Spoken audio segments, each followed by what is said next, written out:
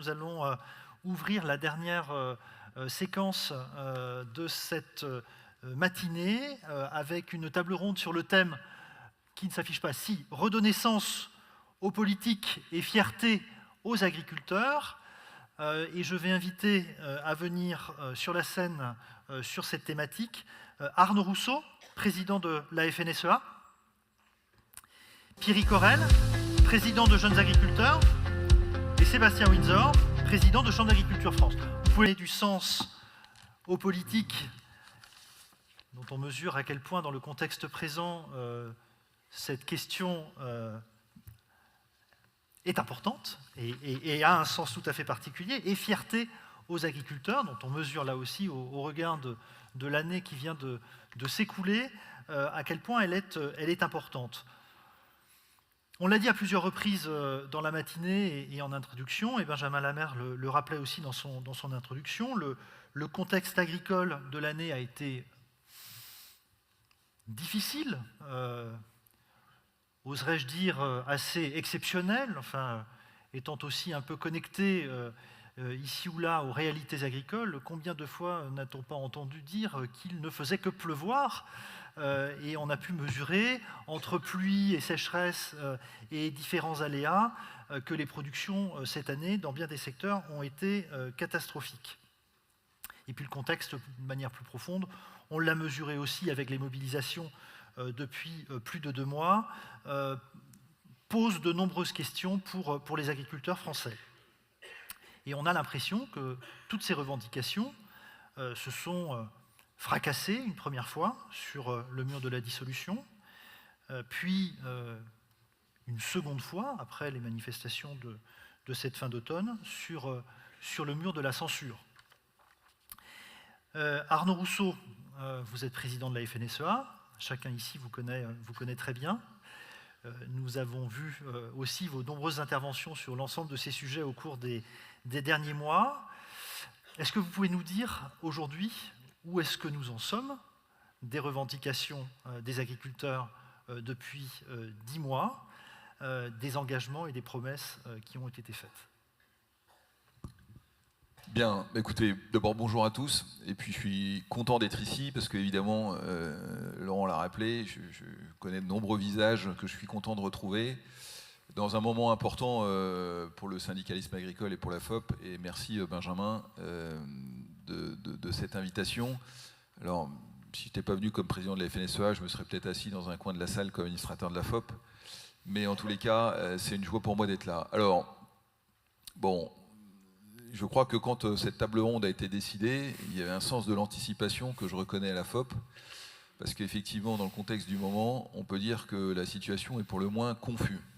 Alors je vais essayer de redire d'abord ce que nous on veut, et qui là pour le coup est assez précis, et qui est répété à qui veut l'entendre depuis à peu près une année. Le sujet est de 3 ordres. Le premier, c'est qu'est-ce qu'on veut faire de l'agriculture en France? Quel est le sens du métier? Le sens de la production? Est-ce que les agriculteurs sont faits pour nourrir? Est-ce qu'ils sont faits pour faire autre chose? Quelle est finalement la place qu'on leur octroie dans la société, avec toutes les injonctions paradoxales qu'on connaît, que vous connaissez aussi bien que moi. C'est-à-dire qu'à la fois, on est très fiers d'avoir un monde agricole qui a plutôt une image extrêmement positive, et donc tout le monde veut de l'alimentation de qualité, de proximité, de naturalité, mais tout le monde est à 4 pattes dans le supermarché pour acheter le premier prix.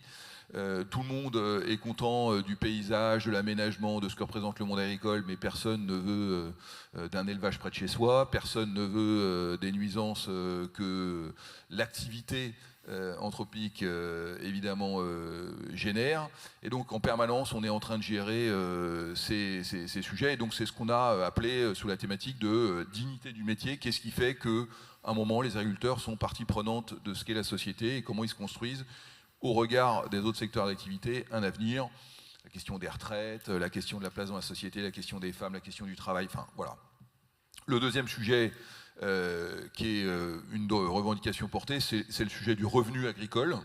C'est pas, là aussi, c'est pas très original, mais enfin, acceptons de reconnaître que quand on regarde ce que sont la réalité des revenus agricoles des 10 dernières années, et je le prends depuis 10 ans parce qu'il ne s'agit pas de regarder année après année, parce qu'on peut avoir des années plus ou moins fastes, mais on a plutôt un revenu qui s'érode, et le revenu, j'ai l'habitude de le dire, hein, j'en suis désolé pour ceux qui m'ont déjà entendu le dire, mais c'est la composante de plusieurs choses.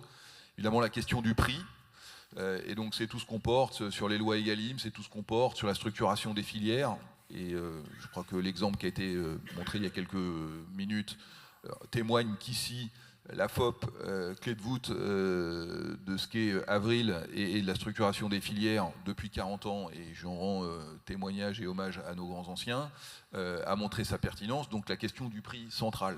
Quel est le consentement au paiement? Comment on peut faire pour faire en sorte que les agriculteurs aient des prix qui les rémunèrent? Et évidemment, je mets derrière le contexte des échanges et de la géopolitique. Deuxième sujet, la capacité à produire, les volumes. Voilà, qu'est-ce qui fait qu'on continue à avoir des moyens de production? La question des phytos, la question de l'eau, la question des semences, recherche, innovation, NGT, la question évidemment aussi du foncier, comment on protège les terres, enfin tout ce qu'on porte d'une manière générale et qui permettra qu'on continue à avoir des volumes, parce que le revenu, c'est un prix par un volume. Puis après, c'est une troisième chose, c'est tout le sujet des charges, et la maîtrise des charges.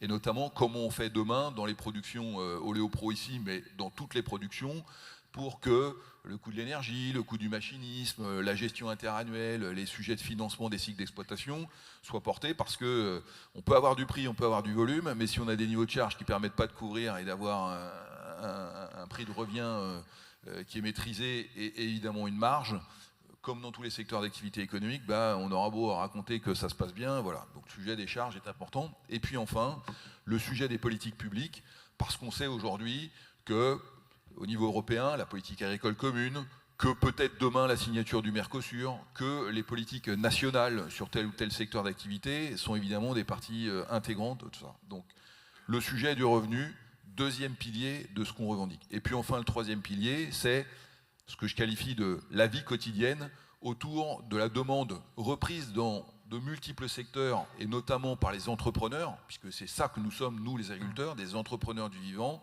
la question de la simplification administrative, des contrôles, du lien à l'administration. Alors, j'ai entendu dire l'administration, bon, moi je me méfie des raccourcis, parce qu'on voit bien que dans la période démagogique dans laquelle on est, on aurait vite fait d'expliquer que tout ça, ça sert à rien, que bon, il faut un pays administré, il faut des normes, il faut des règles, et donc il faut faire attention aussi aux raccourcis. Mais faisons le constat qu'aujourd'hui, on a quelque chose qui est plus maîtrisé, et que d'une administration à l'autre, on peut avoir des réponses qui sont parfois différentes, voire antagonistes, et que surtout, on a des délais qui ne sont pas tenables. Quand vous êtes entrepreneur et que vous avez envie d'agrandir un bâtiment, que vous avez envie d'agrandir un stockage, que vous avez envie de faire un forage, et qu'on vous explique que c'est plusieurs mois, voire plusieurs années avant de vous répondre, et que par ailleurs, de manière systématique, vous allez vous retrouver au tribunal administratif, parce qu'il y aura toujours l'ONG du coin ou l'association du coin qui vous aura attaqué la décision, il y a un moment où vous n'entreprenez plus. Et quand vous êtes un entrepreneur, quel qu'il soit, et singulièrement en agriculture, vous ne pouvez pas décider d'un projet et peut-être le voir sortir de terre 3 ou 4 ans après. Ça n'existe pas. Alors Arnaud Rousseau, je comprends bien, dignité, revenu, réponse sur ces enjeux de vie quotidienne, ça répond bien à cette attente des agriculteurs de fierté et de redonner sens au métier. Mais là, concrètement, aujourd'hui, TODE, qu'est-ce qu'il en est? Il y a des engagements qui ont été pris. Quelle est la situation? GNR, quelle est la situation? Il y a également des engagements qui avaient été pris pour faire baisser les charges des agriculteurs. Qu'est-ce qu'il en est sur tous ces dossiers, finalement, sur lesquels vous avez transpiré, je pense, pendant toute l'année pour obtenir des engagements? Qu'est-ce qu'il en est aujourd'hui et au 1er janvier 2025 de la situation concrète? Alors, c'est là où ça commence à piquer un peu. D'abord, ce qui est obtenu. Ce qui est obtenu, c'est tout ce qui était dans le PLFSS de l'année dernière. Donc on ne revient pas sur les sujets de DEP, vous savez, qui est passé à la dotation pour épargne de précaution qui est passée à 50 000 €. On ne revient pas sur l'exonération du seuil des plus-values qui était à 250 000, qui a été portée à 350 000. On ne revient pas sur le micro-BA. Ça, c'est bon. En revanche, tout le reste est suspendu à des décisions budgétaires. Alors, on va répondre concrètement. Le principe, c'est que quand une motion de censure est posée sur un texte, en l'occurrence là, le projet de loi de financement de la sécurité sociale, PLFSS, le texte tombe, le gouvernement tombe. Ça veut dire que ce qu'il y avait dedans tombe avec. Donc là, retraite, 25 meilleures années à partir du 1er janvier 2026, au revoir. J'espère momentanément, mais en tous les cas, pas... voilà. Et inutile de vous dire que pour être prêt au 1er janvier 2026, s'il n'y a pas l'argent en 2025, on peut vous raconter l'histoire qu'on veut, on repassera devant la caisse. Deuxième sujet, TODE, travailleurs occasionnels, demandeurs d'emploi. Ça aussi, là, on avait une lettre de confort qui avait été faite par le précédent ministre de l'Agriculture qui prévoyait que dès cette année, on pouvait passer de 1,20 à 1,25 SMIC. Au moment où je vous parle, il n'y a plus rien qui tient. Je ne dis pas que ça ne reviendra pas. Tout le monde d'ailleurs nous dit la main sur le cœur, quel que soit le parti, qu'ils vont reprendre le sujet, notamment dans une loi spéciale. Mais la réalité, c'est qu'au moment où je vous parle, c'est pas là. Dans le PLF, alors le PLF, il n'est pas tombé, parce qu'il devrait être discuté 17-18 décembre, s'il y a un gouvernement au banc, parce que la réalité institutionnelle, c'est que pour discuter d'un texte de cette nature, il faut qu'il y ait un gouvernement au banc. Donc, est-ce qu'on aura un gouvernement? Tout le monde dit qu'il devrait arriver sous 48 heures. Enfin bon, à ce stade, on va quand même attendre de voir. Et la réalité, c'est que ce qu'il y avait dans le PLF, aujourd'hui, tant qu'il n'y a pas de budget, on ne sait pas. Mais ça, c'est pas le plus grave, parce qu'à la limite, on va peut-être attendre un mois avant de voir clair. Mais ce qui avait été promis aux agriculteurs, notamment les mesures sur la trésorerie. Alors là, je vais être très clair. Mesures de trésorerie, à ce stade, il y avait deux types de prêts. Le prêt court terme, 3 ans, bonifié. On nous dit que peut-être cette semaine, il y aurait quelque chose qui pourrait peut-être être signé. Peut-être. Mais la réalité, c'est qu'il n'y a pas les financements. Donc la bonification à ce stade, c'est du budget 2025. Vous imaginez bien que politiquement, quand on signe ce type de choses le 15 décembre, ce n'est pas avec de l'argent de 2024, ça sera avec de l'argent de 2025. Et le prêt de restructuration de trésorerie qui était sur 12 ans maximum, celui-là, pour le moment, il ne vole pas. Je ne dis pas qu'il ne volera pas au printemps, je dis que pour le moment, il ne vole pas. Or, quand vous êtes un agriculteur, que concrètement, depuis le mois de janvier, vous êtes dans la rue pour expliquer que vous vous en sortez pas, que le financement de vos sites d'exploitation n'est pas possible. Je rappelle, alors les paysans savent ça par cœur, mais tout le monde ne l'est pas dans la salle, que la rentabilité des capitaux employés en agriculture, c'est 1,5%. Pour ceux, partez pas en courant, hein, c'est la réalité. Mais là, il y a des sujets de financement de sites d'exploitation, il y a des sujets de BFR, comme dans d'autres entreprises. C'est maintenant. Quand on dit, oui, bientôt peut-être, la BPI va aider, mais pas tout de suite, mais demain, ça sera au mois de septembre. Et moi, je me suis entendu dire, pendant des heures et des heures, mais on ne comprend pas avec toutes les promesses que vous faites, pourquoi vous êtes encore dans la rue. La réalité, c'est que les promesses pour la deuxième fois sont parties à la rivière. Donc ça ne tient pas. Pour ceux d'entre nous qui sont éleveurs, la FCO, Fief Qatar Alovine, qui devait être payée pour la FCO 3 et pour la FCO 8 sur les pertes, et bien ça, au revoir. Déclaration, donc vous pouvez faire les déclarations depuis le 18 novembre, c'est ouvert pour la FCO3, pour la FCO8, c'est pas ouvert. Les paiements devaient intervenir là au mois de décembre, ça ne sera pas au mois de décembre. Je ne dis pas que ça ne reviendra pas, et encore une fois, j'essaie de rester équilibré. Mais on voit bien qu'il y a un moment, dans ce pays, et c'est plutôt normal, pour que les choses avancent, il faut un des corps intermédiaires, et les associations spécialisées de la FNSEA, la FOP ici, en est une, il y en a d'autres, et je remercie les présidents des autres associations qui sont là. Mais il faut des corps intermédiaires qui sont le relais de l'État. Et l'État, c'est deux choses. C'est d'abord un gouvernement de la France qui donne les orientations. Et ensuite, ce sont des pouvoirs publics, des fonctionnaires. Et je le dis parce qu'on a pris une décision forte la semaine dernière de dire aussi longtemps qu'on n'a pas d'État pour répondre à nos questions, on n'a plus de contrôle dans nos fermes. Moi, je m'empresse de dire que ce n'est pas de la démagogie facile, on ne vient pas de là. Mais à un moment, il faut que tout le monde assume ses responsabilités. On ne peut pas expliquer aux gens que pendant un an, on entend leurs revendications, qu'elles sont légitimes, qu'elles sont comprises, qu'on met les moyens en œuvre dans le projet de loi, et qu'à l'arrivée, pour des considérations politiciennes que je laisse aux politiciens, on n'a pas de résultat. Parce que ce qui est attendu du gouvernement, ce qui est attendu des hommes et des femmes politiques, c'est qu'ils apportent des réponses. Alors, ils n'ont pas tous les mêmes idées, ils ne viennent pas tous des mêmes endroits, et encore une fois, c'est la grandeur de la démocratie, que chacun puisse s'exprimer à travers son vote qui il souhaite promouvoir. Mais la réalité, c'est qu'à un moment, on est dans une incapacité à agir. Et moi, je le dis très clairement, et on l'a dit publiquement, on ne peut pas attendre 2 ans et demi la prochaine présidentielle pour que le monde agricole se voit apporter des réponses qui, encore une fois, de tous les partis, sont à peu près regardées. Quand on parle des retraites, tout le monde est d'accord. Quand on parle du TODE, il y avait un accord. Quand on parle de la compétitivité, il peut y avoir des nuances, mais enfin, globalement, il faut avancer.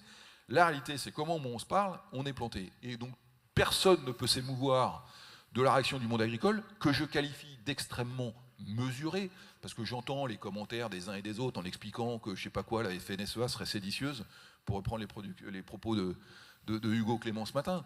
La réalité, La réalité, c'est qu'on a des gens qui sont des professionnels, qui sont des chefs d'entreprise, qui sont extrêmement engagés, qui n'ont qu'une préoccupation, c'est comment ils passent l'hiver, comment ils vont lutter contre le changement climatique, comment ils s'appuient sur des filières solides.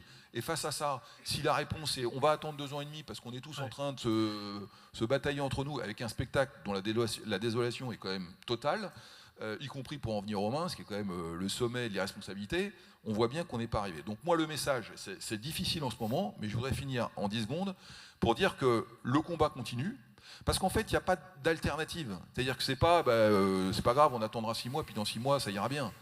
Il n'y a pas d'alternative. L'alternative, c'est qu'on continue à se battre. Chacun avec ses moyens, la FOP le fait, d'autres le font, la FNSE le fait. Il y aura une offre politique qui sera proposée à l'ensemble des agriculteurs avec les élections chambres dans quelques semaines.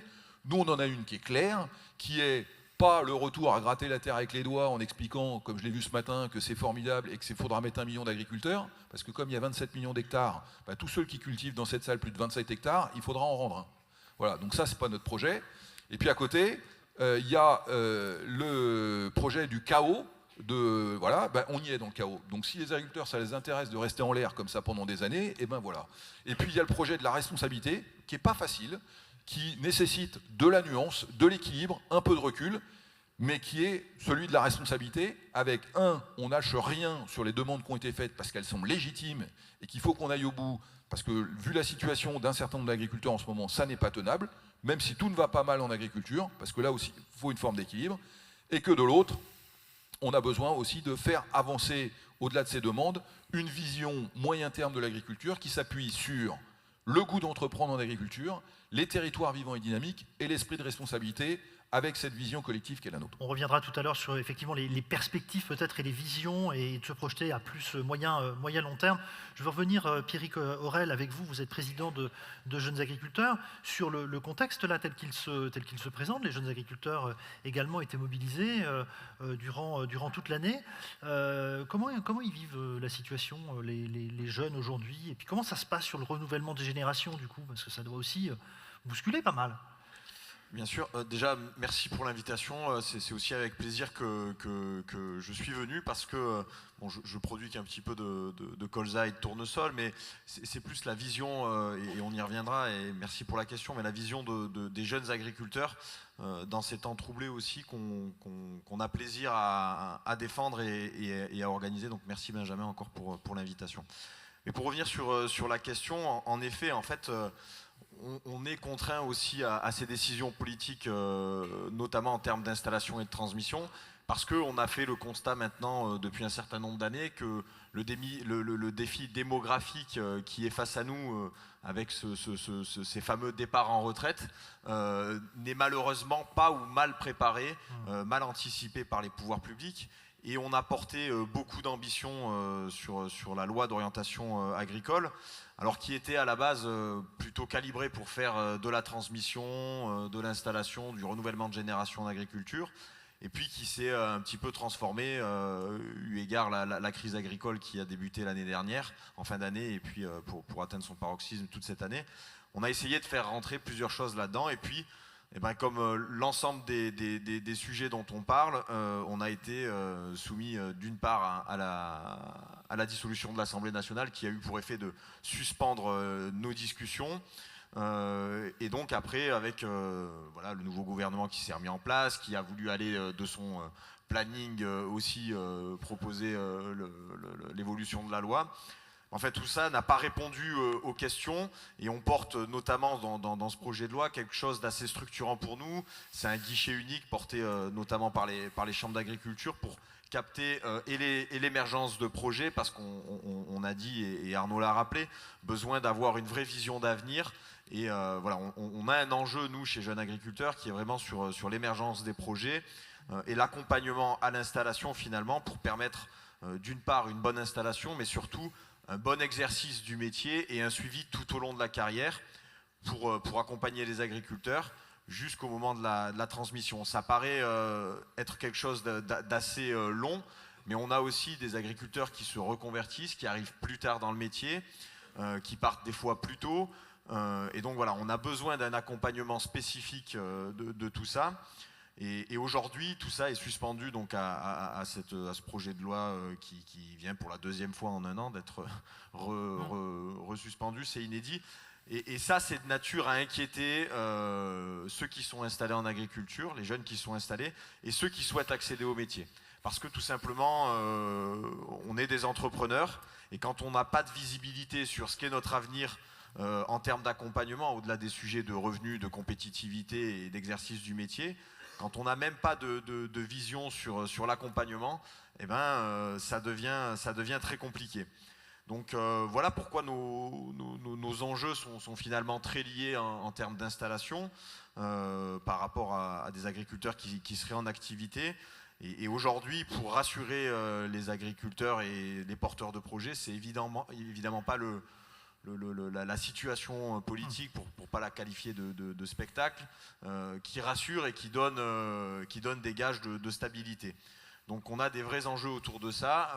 Il faut savoir aussi que maintenant la compétence, en tout cas les dotations qui sont données aux jeunes agriculteurs par les régions, ça a été donc délégué aux régions, décentralisé. Et on observe aussi une forme de concurrence entre régions. Et donc ça vient rajouter non pas des fois de la complexité technique, mais en tout cas aussi une incertitude et un peu de concurrence entre régions. Donc il y a des vrais sujets autour de l'installation et de la transmission, notamment sur ces questions de visibilité et de stabilité qu'on partage évidemment. Merci Sébastien Windsor, je vais me tourner vers vous. Vous êtes président de Chambre d'Agriculture France.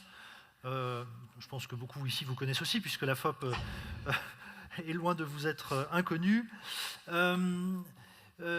J'hésite au fond sur la manière de vous poser la question.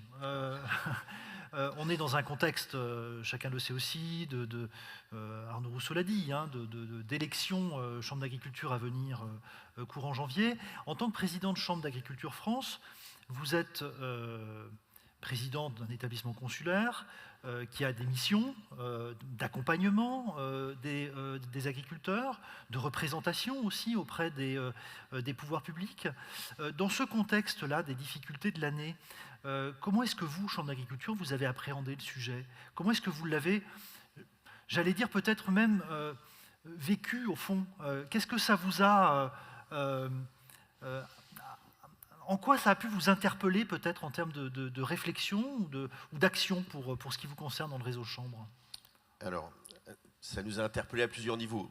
Et notre action, elle était aussi à plusieurs niveaux. La première, c'est au moment de négocier un certain nombre de choses, le rôle des chambres est de représenter les agriculteurs en appui du syndicalisme et de venir amener un certain nombre d'éléments pour donner, on va dire, appuyer les demandes, donner un certain nombre de chiffres, etc. Auprès des ministères, des acteurs, pour appuyer les demandes du syndicalisme. Et le fait qu'on soit très aligné dans ces moments de tension et de demande, c'est aussi majeur et important. Et on a essayé de se parler régulièrement pour porter ces demandes en même temps, que ce soit d'ailleurs en amont, quand on était sur la loi d'orientation agricole et des réflexions un peu plus prospectives, que quand on a été dans la période de crise et de revendication. Derrière ça, on essaye aussi, dans ces négociations locales, de tenir la barque avec le syndicalisme, les directives nitrates, etc., mais avec une difficulté. Hein, c'est parfois très compliqué de revenir sur le terrain en disant qu'on a évité le pire. C'est pas toujours très vendeur et très sexy à porter. Après, le rôle qui suit pour les chambres d'agriculture, c'est d'accompagner souvent un certain nombre des choses qui ont été obtenues, d'accompagner leur mise en œuvre, leur utilisation. Quand on s'est battu sur l'assurance, on a essayé d'accompagner l'utilisation de l'assurance par les agriculteurs avec les limites qu'on connaissait. Quand on a obtenu la dotation pour épargne de précaution, on a essayé de l'expliquer aux agriculteurs en complément de l'assurance ce que ça pouvait donner. Avec aussi d'autres éléments qu'on est régulièrement obligé d'accompagner, c'est tout l'aspect réglementaire. Et là, pour le coup, avec un petit sujet pour nous, chambres, c'est de ne pas se laisser embarquer complètement par cet accompagnement réglementaire. On n'a pas de regret à l'avoir fait, parce que si on ne l'avait pas fait, on a un certain nombre d'agriculteurs qui seraient en difficulté. Mais devant l'accumulation du réglementaire, on a quand même, je vais le dire, dans un certain nombre de cas, passé trop de temps sur l'accompagnement réglementaire et pas assez pour accompagner des projets d'agriculteurs.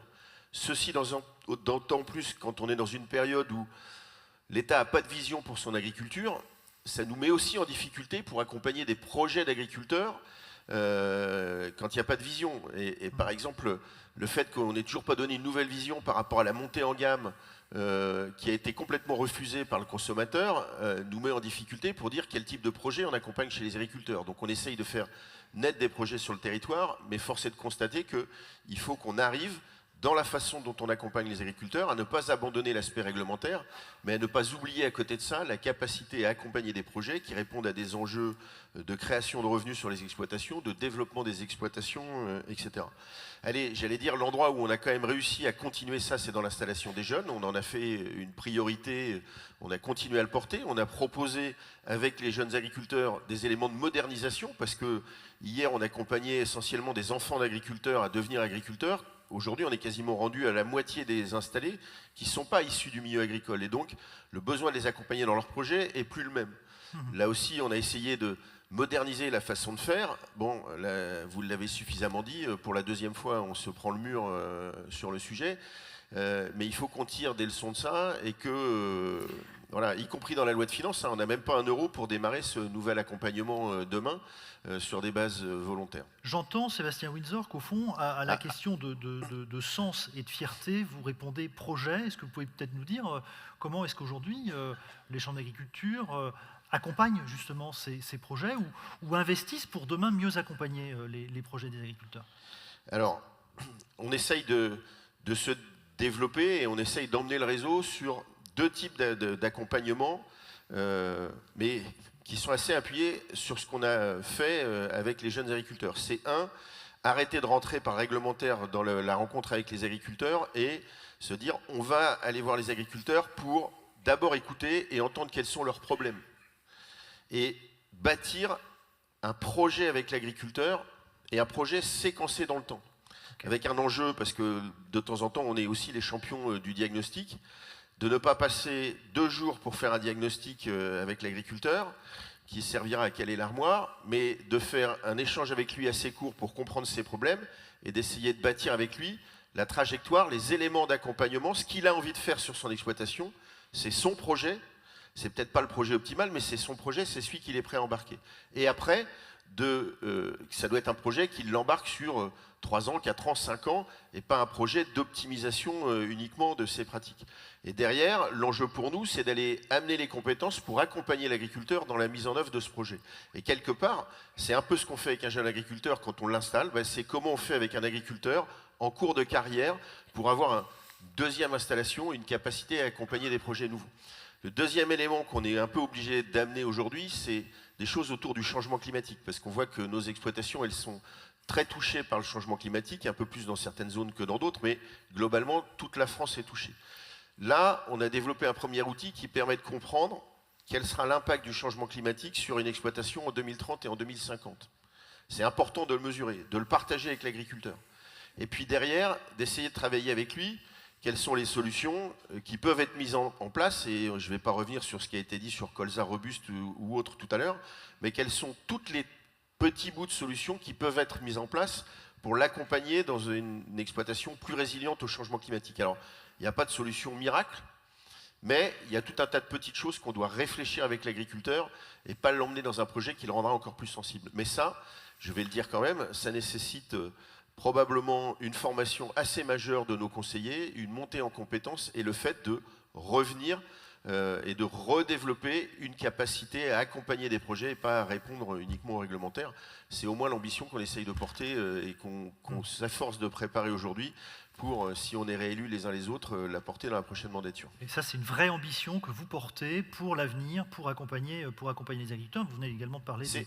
C'est la force des chambres d'agriculture, ouais. C'est à la fois d'être en capacité de représenter des agriculteurs, mais de le faire correctement parce qu'on les accompagne dans leurs projets et pas parce qu'on les accompagne que sur le réglementaire. Pas que sur le réglementaire. On a parlé tout à l'heure, Arnaud Rousseau, je me retourne vers vous, du sens au fond, hein, de la fierté que les agriculteurs cherchent à retrouver et du sens. Vous nous avez très clairement exprimé les trois piliers. Aujourd'hui, ça va être quoi le cap pour vous?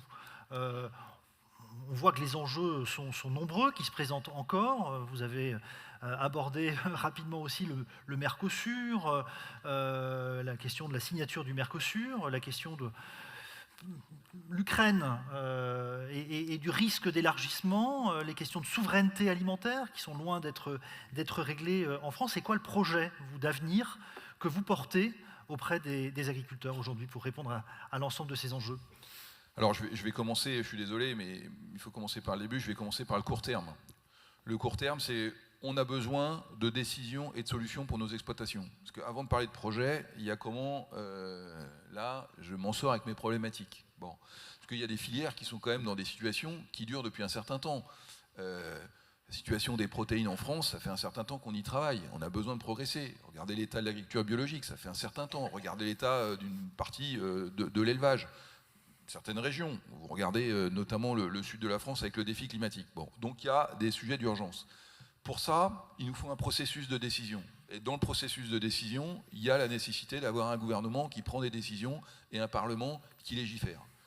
Faisons le constat que depuis plus de 6 mois, on peut faire des discussions, des allers-retours, des réunions, voilà. Bon. Et je le dis, indépendamment de ce qu'on pense des ministres, c'est pas mon sujet. Changer de ministre tous les 2 mois, remettre le métier sur l'ouvrage, réexpliquer, repartir de zéro, c'est un peu pénible quand même. Bon. Donc on a besoin d'un peu de stabilité et de vision. Donc il nous faut ce processus, et donc pour mener des projets, il faut qu'il y ait la chaîne de commandement, si je puis dire, et au moment où on se parle, elle y est propre. Ensuite, pour mener des projets, il faut qu'on soit très au clair sur qu'est-ce qu'on porte collectivement. Et là aussi, sans parti pris. Le premier sujet étant, quelle est la vision européenne qu'on porte? Nous, on l'a dit, on n'était pas favorable au Green Deal décroissant, mais même si des questions posées dans le Green Deal sur le sujet environnemental demeurent et sont des sujets importants, les sujets de décarbonation, dans lesquels en plus l'agriculture est un vecteur de solution. Enfin voilà, mais qu'est-ce qu'on veut? On veut une Europe passoire, avec d'un côté la signature d'accords de libre-échange, pour reprendre un récent que tout le monde a en tête, mais le sujet ukrainien qui n'est pas réglé, qui est aussi un vrai problème, la question de la relation au grand bloc, la Chine, comment on va se comporter avec M. Trump demain, enfin tout ça est quand même une question centrale dans la manière dont on construit le projet. Et puis après, il y aura 2 sujets majeurs. Un, quelle est la capacité à vivre de son métier, parce qu'on raconte l'histoire qu'on veut, mais à un moment, sauf à dire il faut plus d'argent public, mais ça a une limite, donc il faudra dans l'économie de marché, même si on a besoin de politique publique et même si on a besoin de régulation d'agriculture, on soit très au clair sur comment on fait pour vivre, puis on aura besoin de combattants, on aura besoin de renouveler les générations. Ça, c'est pas dans 15 ans, c'est maintenant, puisqu'on sait très bien que le renouvellement mécanique de la pyramide des âges fait que les agriculteurs vont partir en retraite de manière importante dans les 5 à 7 ans. Ça, donc, si on n'a pas une chaîne de commandement à court terme, du revenu sur nos fermes et des combattants, et ben déjà, on a une capacité à répondre qui est faible. Ensuite, la vision de long terme, on l'a rappelé, nous, c'est le goût d'entreprendre en agriculture. Parce que on sait très bien, et tout le monde le sait dans cette salle, qu'il n'y a pas une agriculture, comme je l'entends à longueur de plateau sur c'est quoi votre modèle agricole, il n'y a pas un modèle, parce que si on est agriculture de plaine ou si on est agriculture de montagne, si on est au nord, si on est au sud, si on est dans de la polyculture élevage ou si on est en agriculture biologique, ce n'est pas les mêmes contraintes d'exploitation. Et le sujet, c'est pas de dire c'est ça ou c'est pas ça. Le sujet, c'est le choix du chef d'entreprise d'assumer un projet personnel dans un écosystème qui consiste à dire quel est mon marché, quels sont mes clients, quelle est ma contrainte pédoclimatique là où je me trouve, parce qu'elle n'est pas la même partout en France, et comment je fais pour avancer avec ça. Et puis après, il y a ces projets. Moi, je me fous de savoir si les gens sont en élevage, en grande culture, en culture spécialisée, si c'est une petite exploitation, une exploitation de taille plus importante. Le sujet, c'est qu'est-ce que ça crée comme valeur? Est-ce que ça dégage suffisamment pour vivre? Et est-ce que les gens s'épanouissent dans leur métier? Voilà. Et puis après, comment on inscrit ça par rapport aux demandes de nos concitoyens sur la question de l'alimentation, demain sur la production d'énergie, sur la décarbonation, sur les aménités positives de l'agriculture, tous les sujets pour paiement pour services environnementaux. Enfin, l'agriculture peut des multiples choses. Mais à un moment, il ne faut pas qu'on soit en permanence avec des injonctions paradoxales, il ne faut pas qu'on nous mette ça de normes ici et pas de normes en introduction.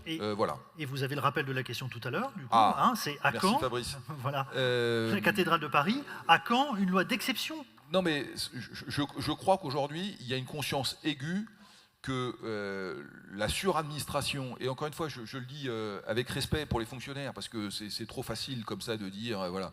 La réalité, c'est qu'on a produit un nombre de normes, on a un nombre de règles qui aujourd'hui ne sont plus sous contrôle. Et que vous me mettez 2 administrations différentes, et ils vont, sur un sujet identique, vous apporter des réponses qui peuvent être, encore une fois, différentes, voire antagonistes.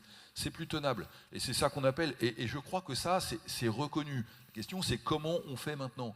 Comment on fait maintenant pour dire, ça ne peut pas durer, quand vous voulez faire, encore une fois, un agrandissement de votre bâtiment, je ne sais pas quoi, d'élevage, on ne peut pas dire ça durera 2 ans et puis après il y aura... voilà, c'est pas possible. Il faut qu'on simplifie. Vous avez un projet aujourd'hui de photovoltaïque, vous faites un hangar, vous mettre du photovoltaïque sur le toit, entre le temps qu'on vous change le transfo, le raccordement, l'autorisation, enfin, tout ça est du délire. Bon, donc on est capable, parce qu'à un moment, comme c'était un objectif politique de se dire, ce symbole de la France, Notre-Dame de Paris, qui a subi cet incendie dramatique, on va être capable en 5 ans d'y mettre les moyens, mais comme on est conscient qu'il y a un préalable, c'est de faire sauter les verrous administratifs, sinon on sera incapable de tenir les délais, et qu'on considère que c'était d'intérêt national, et que je crois, ça rend tout le monde fier, peu importe l'aspect religieux. Mais l'idée de se dire qu'à un moment, quand on fait nation, et qu'on fait valoir le meilleur de ce que la France a, en artisans, en ingénieurs, voilà, et qu'on a mis tout le monde, on est capable de faire ça. D'abord, moi je trouve que le signal donné, c'est que, à côté de ceux qui pensent qu'il n'y a plus que le chaos qui peut retourner les choses, il y a encore la possibilité de faire des choses ensemble. Et puis 2, de montrer que la vraie limite à l'atteinte de l'exercice, c'est ce carcan. Et ce carcan, il faut qu'on le fasse sauter. Et le faire sauter, c'est pas faire de la démagogie, c'est dire le projet. La finalité du projet, pour nous, c'est le goût d'entreprendre en agriculture pour des territoires vivants et dynamiques, c'est-à-dire, je suis un agriculteur, je suis un chef d'entreprise, même si j'ai une petite ferme, et je veux développer mes projets parce que j'y crois, parce que ça donne du sens et parce que c'est attendu. Sébastien Windsor, vous allez... Non, pour appuyer ce que dit Arnaud, quand on veut, dans les chambres, accompagner des groupes d'agriculteurs autour de projets, les premières contraintes, c'est les contraintes administratives, voire réglementaires, qui font qu'on ne peut pas mettre une nouvelle culture parce que les semences, elles ne sont pas accréditées dans notre pays pour telle ou telle culture, parce que le temps de construire le bâtiment, etc. Je vais donner un exemple. Il y a quelques endroits où, dans les zones intermédiaires, on s'est dit ce serait quand même pas inintéressant de redévelopper de la production de volailles, sachant que la France importe 200 000 tonnes de volailles à peu près, et y compris sur des produits d'entrée de gamme. Quand on veut faire ça, c'est le parcours du combattant. Il faut avoir une autorisation pour faire venir un industriel qui puisse installer un abattoir avec tous les besoins en eau, en énergie, etc., levée de bouclier. Et alors, quand il s'agit de mettre les vingtaines d'élevages pour alimenter cet abattoir, je ne vous explique pas la levée de bouclier des voisins. On l'a fait pour Notre-Dame. On a, dans un certain nombre de régions, sur des territoires, on commence à prendre conscience de ça aussi sur l'industrie. Je crois que c'est autour de Dunkerque où il y a eu des programmes de fait pour dire on doit être capable d'accueillir des industriels qui veulent amener des projets en 18 mois, sinon ils iront ailleurs. Eh bien, il faut qu'on arrive à faire la même chose sur l'agriculture. À la fois pour implanter des projets et pour protéger ces projets par rapport à des concurrences. Voilà. Et là aussi, quand on est sur le Mercosur, j'étais interrogé hier, je pense qu'à un moment, on ne peut pas juste regarder le sujet globalement et dire oui, globalement, pour l'industrie française, allemande, espagnole, c'est faisable, et puis c'est moins bien pour l'agriculture, mais c'est peut-être pas très grave parce que globalement on y gagne. Ben non, c'est juste pas comme ça qu'on gère l'aménagement du territoire, un État, le développement des territoires ruraux, etc. Donc on a besoin quand même d'une forme d'électrochoc. Je le vois arriver pour l'industrie. On en a juste aussi besoin pour l'agriculture. Pour l'agriculture. On a abordé des questions d'enjeux économiques, sociaux, d'enjeux administratifs et réglementaires. Il y a un enjeu dont on n'a pas beaucoup parlé, c'est l'enjeu du changement climatique. Pierre Correl, c'est un sujet qui inquiète tous les agriculteurs, bien sûr, enfin qu'ils vivent sur le terrain, qui inquiète peut-être encore plus les plus jeunes agriculteurs ou les futurs jeunes agriculteurs. Comment est-ce que vous appréhendez, vous, cet enjeu en termes de cap à donner, de sens à donner aux agriculteurs français ? Évidemment que ça nous affecte et que ça attire tous notre attention, qui plus est quand on a passé une année comme on vient de passer, parce qu'on se dit que quand même là on a atteint des sommités en termes de précipitations, enfin en tout cas de contraintes. Et voilà, donc on a besoin de travailler sur cette adaptation au changement climatique. Et dans le même temps, on a besoin de répondre à la question très urgente qu'on a bien évoquée ce matin. Mais finalement, pour arriver à se projeter, il nous faut au moins un état des lieux, quelque chose où ce soit assez lisible.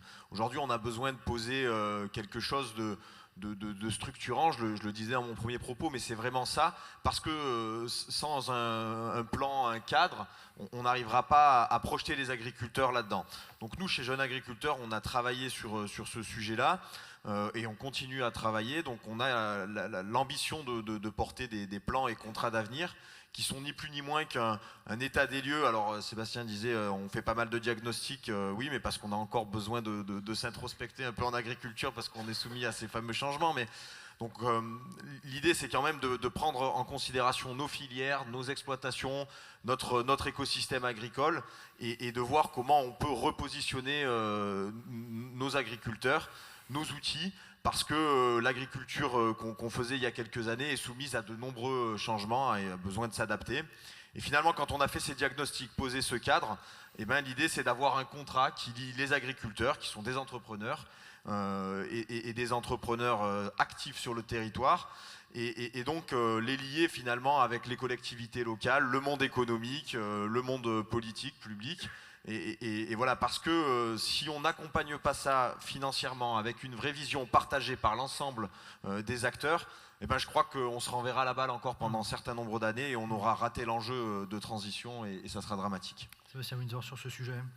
Du côté des chambres, on essaye de bâtir une expérimentation aujourd'hui et d'accompagner un peu en phase de test 1000 agriculteurs répartis à peu près sur l'ensemble du territoire français. On a réussi à le faire sur 1000 agriculteurs, enfin on est en train de le faire, y compris de former nos conseillers, etc. Mais ce que je veux dire, c'est, pour rejoindre ce que dit Pierrick, c'est qu'il faut aussi une politique nationale qui accompagne ça. Parce qu'aujourd'hui, on a un bout de politique pour accompagner la haie, on a un bout de politique pour accompagner les phytos, on a un bout de politique pour accompagner la haie, on a un bout de politique pour accompagner la biodiversité. Tout ça, ça ne fait pas un projet chez un agriculteur. Et sur le sujet de l'adaptation au changement climatique, c'est bien le système de l'exploitation qu'il faut repenser. Et on nous a fait une COP dans lequel on a mis tout un tas de projets et de la planification environnementale, mais la planification, elle se traduit par des politiques en silo qui n'accompagnent pas les agriculteurs, si ce n'est dans de la norme. Et donc, vraiment, si on a une ambition pour l'agriculture, et je le dis, pour décarboner demain, il faut d'abord continuer à produire la production alimentaire. Et on sait que les besoins mondiaux, ils sont plutôt en augmentation. Mais demain, si on veut décarboner, il faudra produire de l'énergie dans cette filière. On est bien placé pour en parler. Et ça ne va pas s'arrêter demain, parce que les poids lourds, ils ne seront pas à l'hydrogène en 2030. Et les objectifs qu'on a fixés, c'est bien 2030. Et puis on voit toute l'industrie qui commence à nous dire « je veux des matériaux renouvelables ». Donc on voit très bien qu'il va falloir produire plus. Et si on n'a pas une stratégie pour produire plus, alors que le changement climatique nous amène plutôt à produire moins, et qu'on pense qu'on va régler le sujet par la norme, on se trompe et on se met le doigt dans l'œil jusqu'au bout du coude. Donc il nous faut absolument une politique qui accompagne cette capacité à produire plus dans le monde agricole pour répondre à ces enjeux de décarbonation et avec une approche globale et pas des politiques en silo. Il y a une question qui est posée devant moi, je vais la poser à Arnaud Rousseau, c'est une question de positionnement politique vis-à-vis de l'Europe. La question c'est la suivante, c'est quelle doit finalement être notre position vis-à-vis de l'Europe qui vient de passer en force sur le Mercosur. On sort d'élections européennes, on a une toute nouvelle commission, et paf, elle passe sur le Mercosur. Quelle est votre position en tant qu'organisation syndicale, professionnelle vis-à-vis de cette situation? Je vais répondre ce qu'est la position de la FNSEA historique et qui est une position de bon sens. Et j'entends beaucoup de gens dire aujourd'hui, mais finalement... bon, l'Europe, ça va pas, et donc comme on verse plus à l'Europe que globalement elle nous reverse sur le plan agricole, finalement on n'a qu'à se débrouiller au plan national.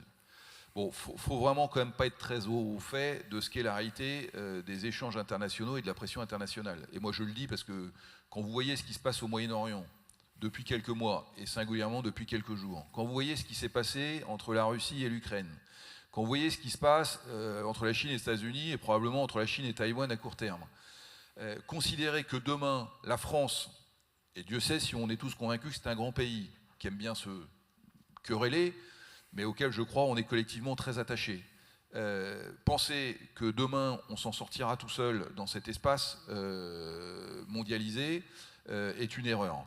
On a besoin de rester dans un collectif fort qui est l'Europe. Après, reconnaissons qu'il y a quand même des visions européennes qui sont très divergentes.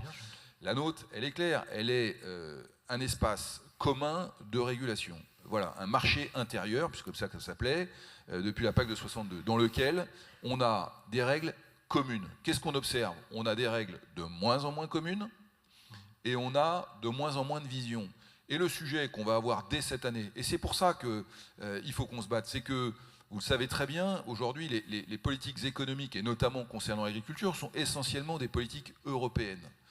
La politique nationale, le budget du ministère de l'Agriculture est pour une grande partie pour l'enseignement agricole, qui a tout son sens, pour les sujets de transition, qui sont évidemment centraux, mais le gros de l'enveloppe économique est européenne. Alors même si on dit on la récupérera demain, la question c'est comment on fait dans les volumes des échanges. Vous voyez bien que déjà on a du mal à se faire entendre sur le sujet européen, mais imaginons, et pour prendre un exemple que cette filière connaît bien, si demain on est tout seul. D'abord, on aura besoin de continuer à échanger, notamment en protéines.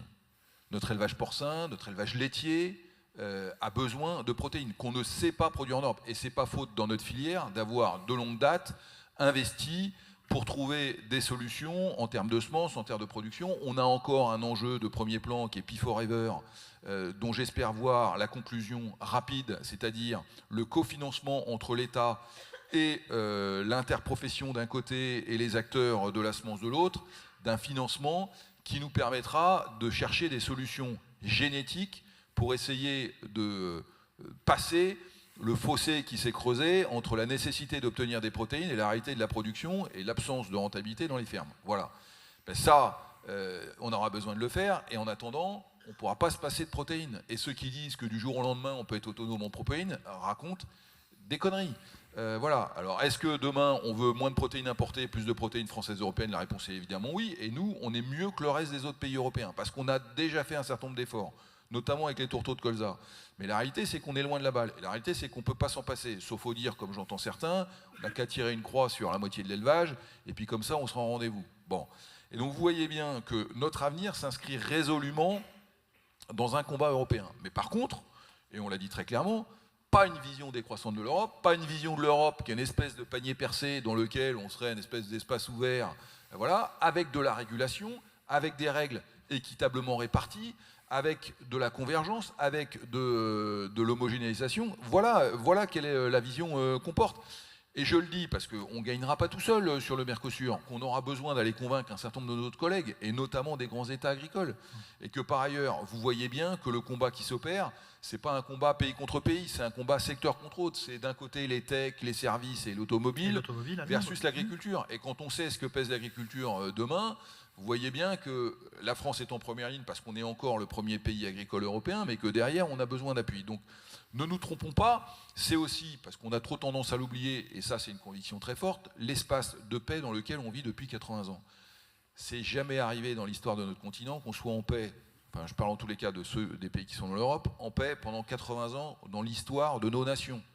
Alors évidemment, quand on est en paix, on peut commenter, mais ceux qui vivent la guerre ou ceux qui viennent voir les images de ceux qui ont été emprisonnés dans les prisons syriennes, ça leur donne un peu une image aussi de la nécessité d'avoir une vision qui va un peu plus loin que l'aspect sectoriel. Donc, le fait de défendre la paix, le fait de défendre un projet commun sans renoncer à la culture des nations, ça, c'est important, c'est ce qui nous porte en agriculture. Et donc j'entends les Frexit, aller demander aux agriculteurs britanniques ce qu'ils ont pensé de ce qui leur arrive.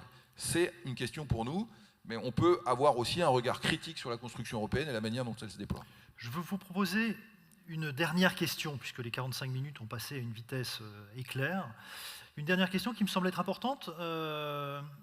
La FNSEA et la FOP parlent de syndicalisme à vocation économique, et il me semble que c'est d'ailleurs un sujet qui, dans le contexte des élections chambre d'agriculture, est contesté par d'autres. Pour vous, ça veut dire quoi? Je ne sais pas si Pierrick, Arnaud, vous voulez répondre, peut-être tous les deux, un petit mot de réponse sur ce sujet. Non, mais peut-être pour commencer, le syndicalisme à vocation économique, c'est juste s'intéresser à ce qui fait qu'on est des agriculteurs. Enfin, je veux dire, moi je fais ça par passion, mais je fais ça pour gagner ma vie, pour accéder à un niveau social et sociétal acceptable.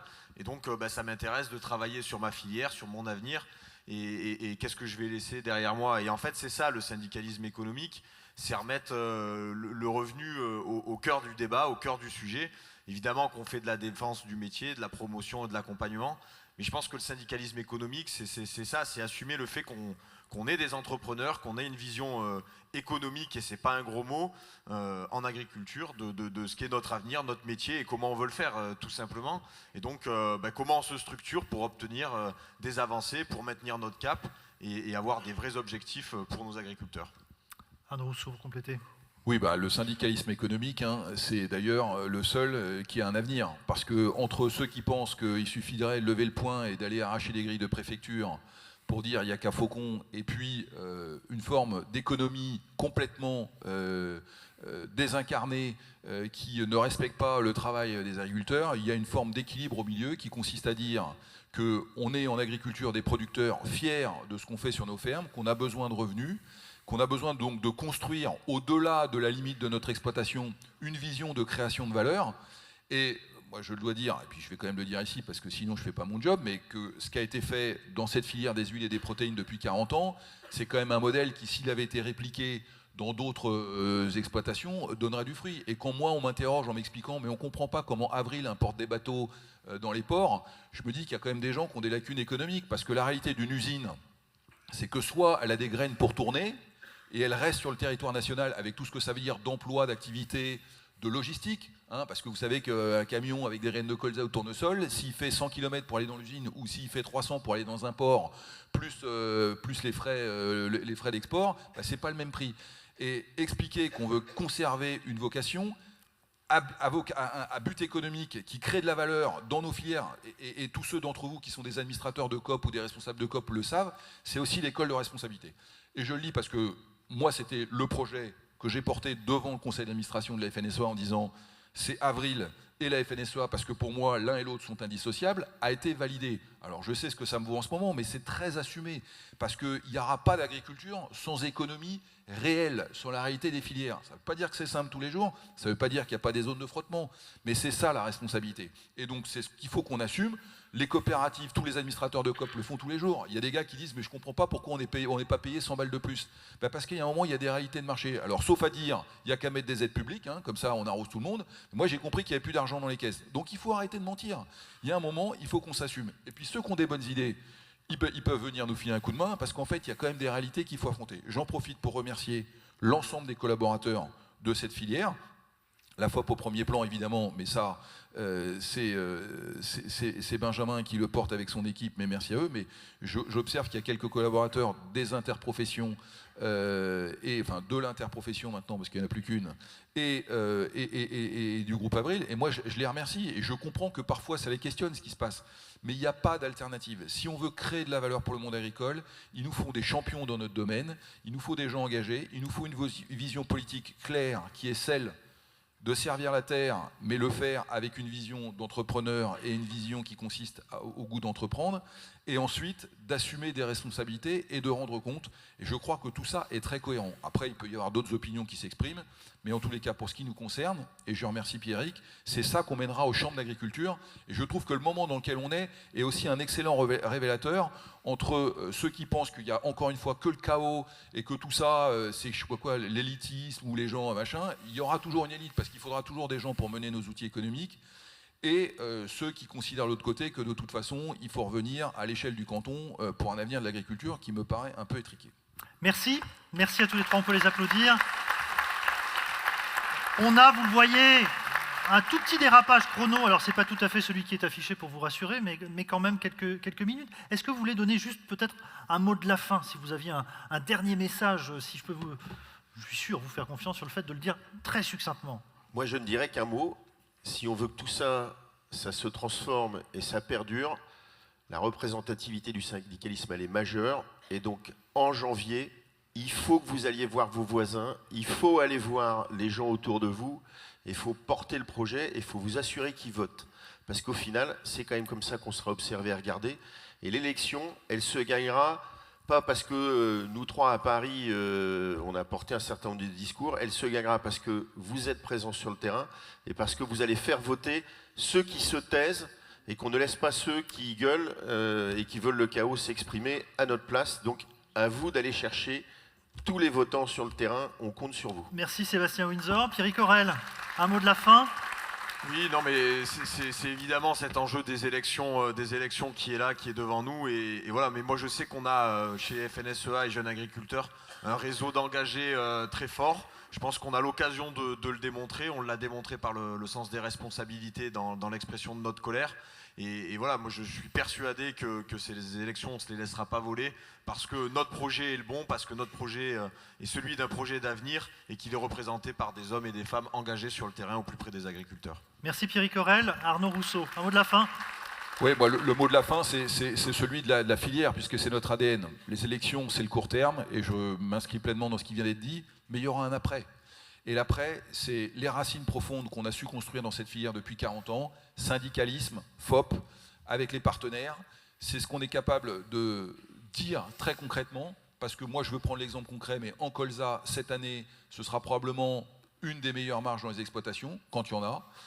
Voilà, et que derrière, il y a encore plein de projets à construire. Et donc, il y a le court terme, il faut passer l'obstacle, mais il y a aussi tout le travail qui a été fait par nos prédécesseurs et que d'autres feront après nous. Et moi, le message, c'est plutôt un message d'espoir sur notre histoire a montré qu'on avait été capable de passer des moments difficiles. On en a un, il faut qu'on le surmonte collectivement, mais surtout, il faut qu'on regarde loin parce qu'il y a tellement à faire pour la planète, il y a tellement à faire pour nos concitoyens que notre rôle sera et restera décisif. Merci Arnaud Rousseau. Merci à tous les trois.